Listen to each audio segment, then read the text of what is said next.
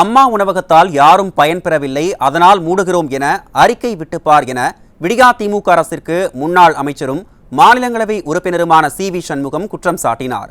விழுப்புரம் மாவட்டம் செஞ்சி அருகே செல்லப்பிராட்டி பகுதியில் அதிமுக மயிலம் சட்டமன்ற தொகுதி சார்பில் நடைபெற்ற பேரறிஞர் அண்ணாவின் 116வது பிறந்தநாள் விழா பொதுக்கூட்டத்தில் கலந்து கொண்டு உரையாற்றிய அவர் இதனை தெரிவித்தார்.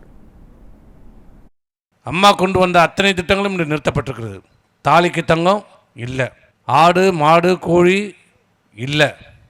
உங்களுடைய பிள்ளைகளுக்கு பள்ளியில் சென்ற பிள்ளைகளுக்கு 35,000 ரூபாய் மதிப்புள்ள லேப்டாப் கொடுத்தாங்க, அதுவும் இல்லை. அது என்ன பண்ணுச்சு? லேப்டாப் கொடுக்கறதுல உனக்கு என்ன பண்ணுச்சு? அப்புறம் எப்படி தமிழகம் முன்னுக்கு வரும்? அதுவும் கொடுக்கல. பசுமை வீடு திட்டம் அதுவும் ரத்து செய்யப்பட்டது. முதியோர் ஓய்வூதியத்துடன் அம்மா 500 ரூபாயிலிருந்து 1000 ரூபாய் உயர்த்தி கொடுத்தாங்க. இப்போ எல்லோருக்கும் வருதா? வரல. ரேஷன் கடையில் முறையான பொருட்கள் கொடுக்கப்படலை.